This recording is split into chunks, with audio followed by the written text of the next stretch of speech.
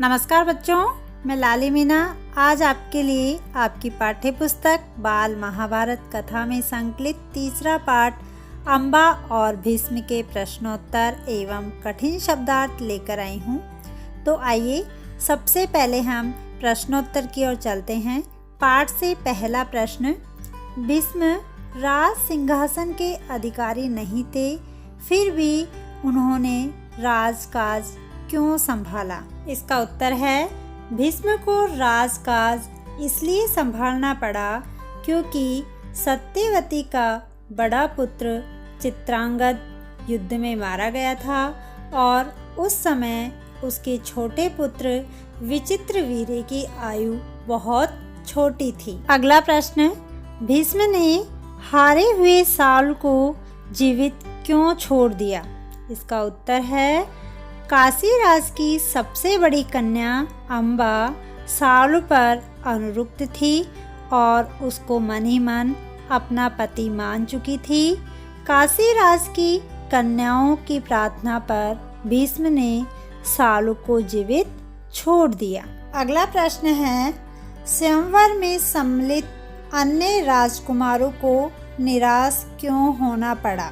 इसका उत्तर है, स्वयंवर में सम्मिलित अन्य राजकुमारों को इसलिए निराश होना पड़ा क्योंकि पितामह भीष्म ने भी अपना नाम इस स्वयंवर में सम्मिलित करवाया था और भीष्म का व्यक्तित्व क्षत्रियों में अद्वितीय था। अगला प्रश्न है, काशीराज की कन्याओं द्वारा किए गए अपमान का बदला भीष्म ने किस तरह लिया? इसका उत्तर है, काशीराज की कन्याओं द्वारा किए गए अपमान का बदला भीष्म ने सभा में उपस्थित सभी राजकुमारों को हराकर तथा बलपूर्वक तीनों राजकन्याओं को हस्तिनापुर लाकर लिया। अगला प्रश्न है, सालू ने अम्बा का विवाह प्रस्ताव किस कारण ठुकरा दिया था? इसका उत्तर है, साल भीष्म द्वारा पराजित किया गया था। उसी पराजय और अपमान की बात याद कर सालू ने अम्बा का विवाह प्रस्ताव ठुकरा दिया था। अगला प्रश्न है, आजीवन ब्रह्मचारी रहने का व्रत धारण करने पर भी भीष्म स्वयंवर में क्यों गए? इसका उत्तर है, सत्यवती से उत्पन्न विचित्रवीर्य भीष्म के छोटे भाई थे। जब विचित्रवीर्य विवाह के योग्य हुए तो भीष्म को उनके विवाह की चिंता हुई। उन्हें खबर लगी कि काशीराज की कन्याओं का स्वयंवर होने वाला है।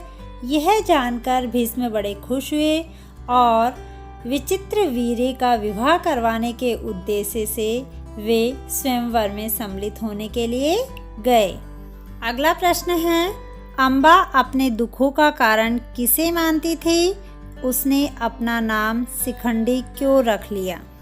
इसका उत्तर है, अम्बा को भीष्म स्वयंवर से उठा लाए थे, लेकिन वह सोव देश के राजा सालू को अपना पति मान चुकी थी।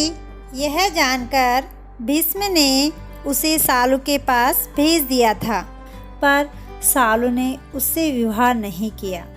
इस प्रकार वह 6 वर्षों तक सोव देश तथा हस्तिनापुर के चक्कर काटती रही।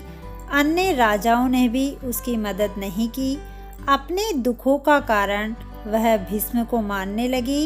इसका अंत करने के लिए उसने वन में जाकर तपस्या शुरू की और तपोबल से स्त्री रूप छोड़कर पुरुष बन गई और उसने अपना नाम शिखंडी रख लिया। अब आगे हम पाठ से संबंधित कठिन शब्दार्थ की ओर चलते हैं। पहला शब्द है स्वेच्छाचारी, मनमाना आचरण करने वाला।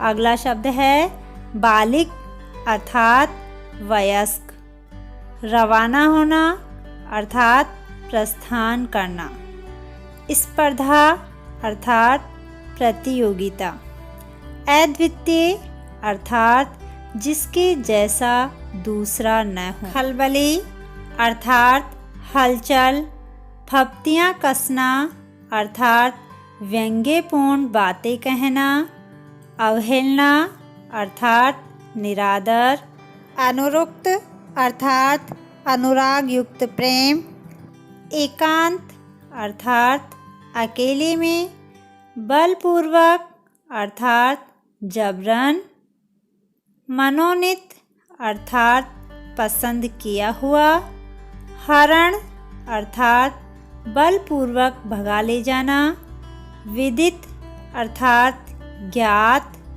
लाचार अर्थात असहाय, मिन्नत अर्थात निवेदन, प्रतिहिंसा अर्थात बदले की भावना, दुखड़ा अर्थात दर्द भरी कहानी, दयाद्र अर्थात दया भरे, वध करना अर्थात मारना, ललकारना अर्थात चुनौती देना, तपस्या अर्थात तप, वीरोचित अर्थात वीरों के योग्य, आहत अर्थात घायल।